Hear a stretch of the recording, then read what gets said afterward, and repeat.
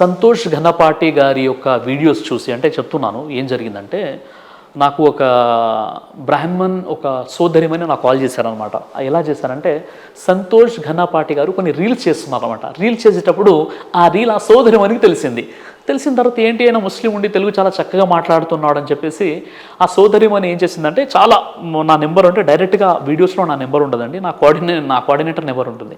ఆ కోఆర్డినేటర్కి ఫోన్ చేసి తర్వాత నా నెంబర్ తీసుకోవడం జరిగింది. ఆ నెంబర్లో ఆమెకు ఉన్నటువంటి ఒక సమస్య చెప్పారనమాట.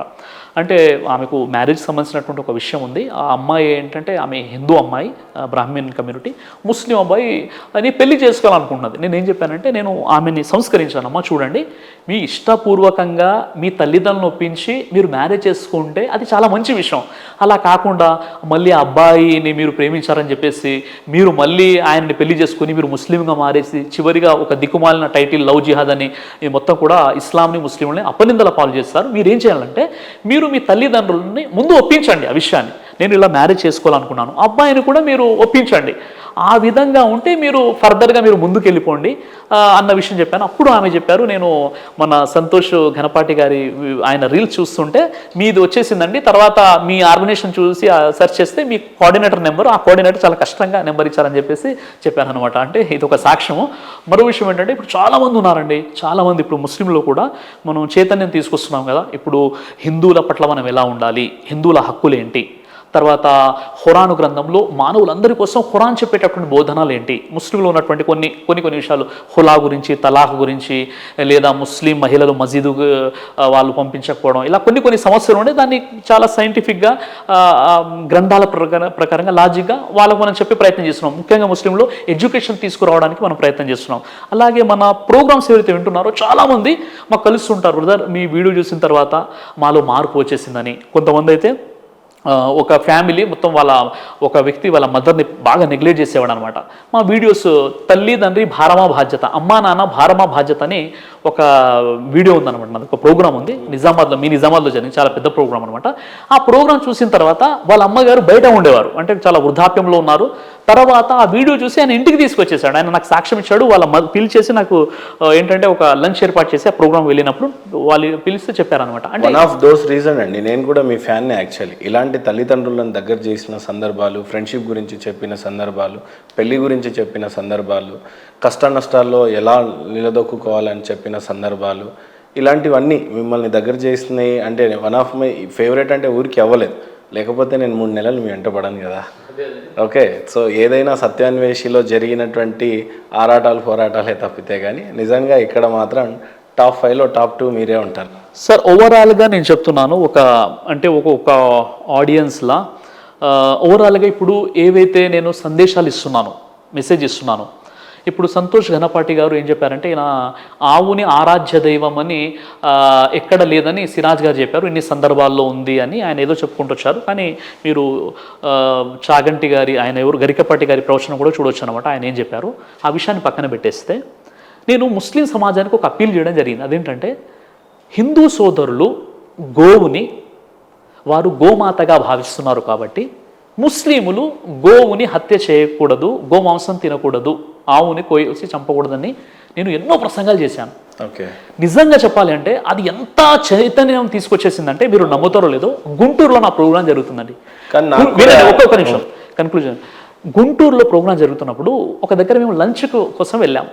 లంచ్కి వెళ్ళినప్పుడు అంటే జనరల్గా అయితే నేను బీఫ్ కూడా తినను, అయితే ఏంటి అని అడిగినప్పుడు వాళ్ళు ఏం చెప్పారంటే లేదండి మీ ప్రసంగం చూసిన తర్వాత మేము బీఫ్ తినడం మానేసామని చెప్పారు.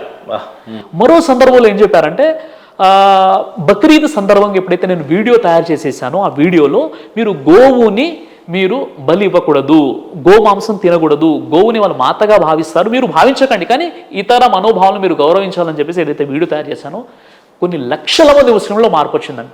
వాళ్ళు నిర్ణయం చేసుకున్నారు, సార్ మీ మాట మీద మేము కట్టుబడి ఉంటాము, హిందూ ముస్లిముల గొడవలకు వైషమ్యాలకు గనక ఈ గోవుని హత్య చేయడం కారణమైతే ఇలాంటి గోవు మాకు అసలు వద్దు సార్, ఈ గోవుని మేము హత్య చేయమని చెప్పేసి నిర్ణయం తీసుకున్నారు. అలాంటి ఒక గొప్ప మార్పు కాదంటారా ఇది?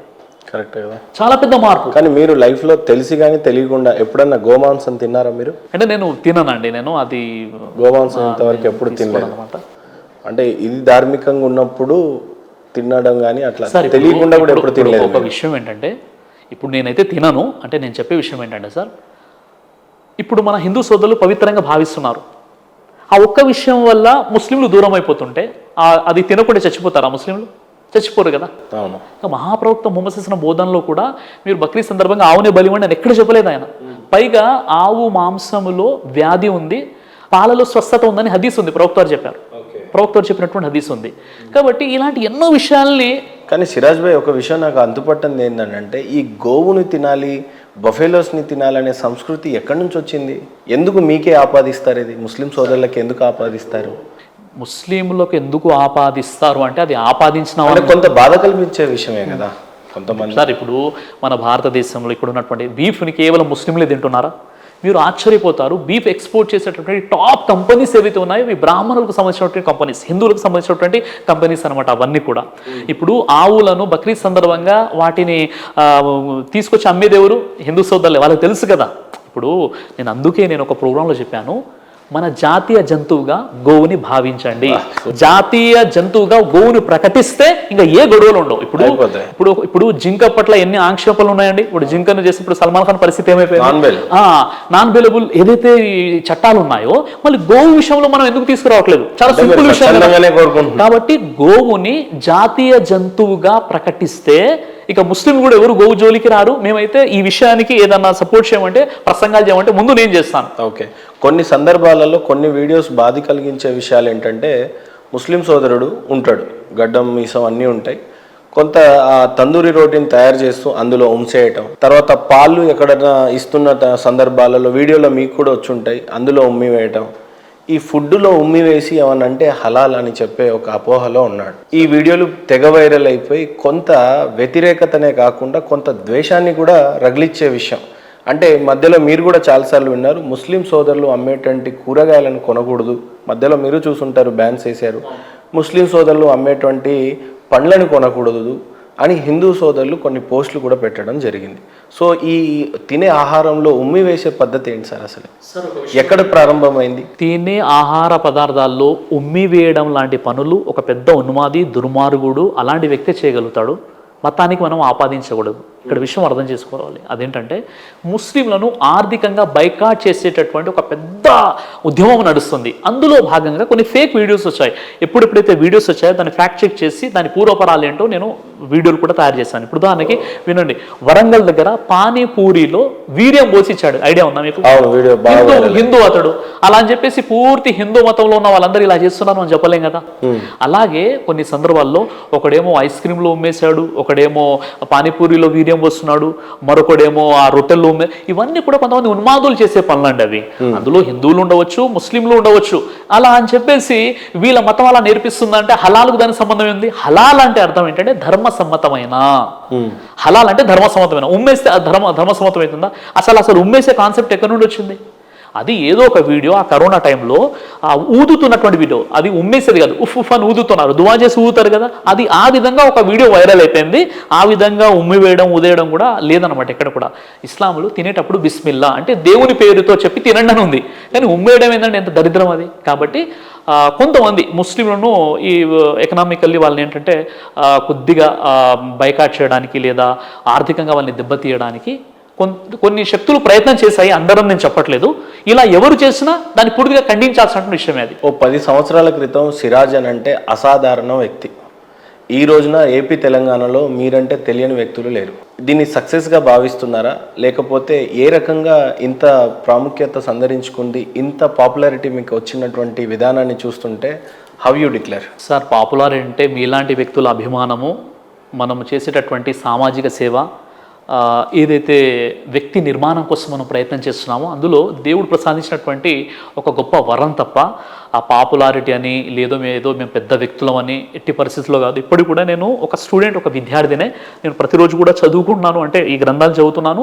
నాకు తెలియని విషయాల్ని తెలిసిన వారితో అడిగి తెలుసుకుంటున్నాను తప్ప నేను ఏదో సెలబ్రిటీగా నేను ఫీల్ అవ్వట్లేదు. నాకు లక్షల మంది ఫాలోవర్స్ ఉన్నారని నేను భావించట్లేదు. ఎందుకంటే వాళ్ళు మా అభిమానులు. దేవుడు వాళ్ళ దృష్టిలో అలాంటి గౌరవాన్ని ప్రసాదించాడు కాబట్టి అలా గౌరవిస్తున్నాను, అంతే అనమాట. ఎలాంటి లక్ష్య సాధన కోసం ప్రతి నిమిషం అంటే బాగా ప్రాధేయపడతా ఉంటారు? లక్ష్య సాధన ఏముంటుంది మీకు? యాక్చువల్లీ ఎలాంటి గోల్ ఓరియంటెడ్తో పనిచేస్తుంటారు మీరు? సార్, నా లక్ష్య సాధన ఏంటంటే మన భారతదేశంలో తెలంగాణలో నేను ఉంటున్నాను. మనవి తెలుగు రెండు ఉభయ రాష్ట్రాలు. కాబట్టి ఈ ఉభయ రాష్ట్రాల్లో మతోన్మాదం అనేది ఉండకూడదు. ఈ ఉభయ రాష్ట్రాల్లో హిందూ ముస్లింలు ఐక్యమత్యంగా భాయిగా కలిసి ఉండాలి. ఈ తెలంగాణ రాష్ట్రాల్లో ఎప్పుడు కూడా ఒక మతం వారు ఇంకో మతం వారిపై బురద జల్లడం, లేదా ఉన్న ముత్యాలమ్మ విగ్రహాన్ని ధ్వంసం చేయడం, ఇలాంటి సంఘటనలు జరగకుండా ప్రతి వ్యక్తి కూడా తన ధర్మాన్ని ఆచరిస్తూ పాటిస్తూ ఇతర మతాల పట్ల గౌరవం కలిగి ఉండాలి అన్న కాన్సెప్ట్తో నేను ప్రయత్నం చేస్తున్నాను. నాకు తెలిసి నాకు ఇంకా దేవుడు ఆయుష్ను ప్రసాదిస్తే నా కళ్ళ ముందు ఈ ప్రశాంతమైనటువంటి ఒక పీస్ఫుల్ సొసైటీని నేను చూడగలుగుతానటువంటి నమ్మకం కూడా నాకుంది. అలాంటి రిజల్ట్స్ కూడా నా కళ్ళ ముందు చాలా కనిపిస్తున్నాయి. పోయే లోపల ఆఖరి లక్ష్యం ఏంటి సిరాజ్ గారికి అంటే ఏంటి? చివరి లక్ష్యం ఏంటంటే, ముందుగా వ్యక్తిగతంగా దేవుడు నాతో ఎంత సంతృప్తికరంగా ఉన్నాడు, దేవునితో నాకున్న సంబంధాలు ఏంటో కూడా నేను చూసుకోవాలి. చాలా ఇంపార్టెంట్. ఎందుకంటే నేనేమో సమాజాన్ని ఉద్ధరిస్తున్నాను, దేవుని పట్ల నాకు సరైనటువంటి సంబంధం లేదనుకోండి, ఇక లాభం ఏంటి చెప్పండి. కాబట్టి దేవుడు నాతో సంతృప్తి చెందాలి, దేవుడు నాకు స్వర్గాన్ని ప్రసాదించాలి. కాబట్టి ఆ దేవునితో ఇంకా దగ్గర అవ్వాలి నేను. అంటే మేము చేసేటువంటి ప్రార్థనలైనా, ఇంకా దువాలైనా, నేను ఇంకా దేవునికి దగ్గర అయిపోవాలి. ఇక సమాజం కోసం నేను ఏం చేస్తాను అంటే, నా సమాజం కోసం చివరిగా అదే మాటిమాటికి చెప్తున్నాను, హిందూ ముస్లింల మధ్య ఐక్యత, సోదరభావం, మత సామరస్యం, దీనికోసం నేను ప్రయత్నం చేస్తాను. Thank you so much sir. Actually అడిగినటువంటి ప్రశ్నలు కొన్ని బాధ కలిగించి ఉండొచ్చు, బట్ సమాజంలో ఉన్నటువంటి అనేక విషయాల మీద చాలా చక్కగా చెప్పారు. అన్నిటికంటే మించి జీవిత లక్ష్యం చాలా బాగా చెప్పారు. హిందూ ముస్లిమ్స్ అనేది ఎప్పటికీ కలిసి ఉండాలి, అదే అంతిమ లక్ష్యం అని చెప్పారు.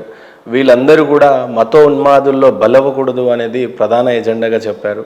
నిజంగా చాలా తృప్తినిచ్చిన విషయాలు చాలా ఉన్నాయి ఇందులో. కొన్ని అగ్రెసివ్గా మాట్లాడిన విషయాలు ఉంటే క్షమించాలి. ఖచ్చితంగా మీ లక్ష్యాన్ని ఖచ్చితంగా ఛేదించాలని మీ అంతిమ లక్ష్యం కూడా చాలా బాగుంది. అంటే మీరు ఎంతమందికి ఎంత బోధించినా చివరిగా నాకు దేవుడికున్న కాంటాక్ట్ కూడా అంతే బాగుండాలి అని చెప్పారు.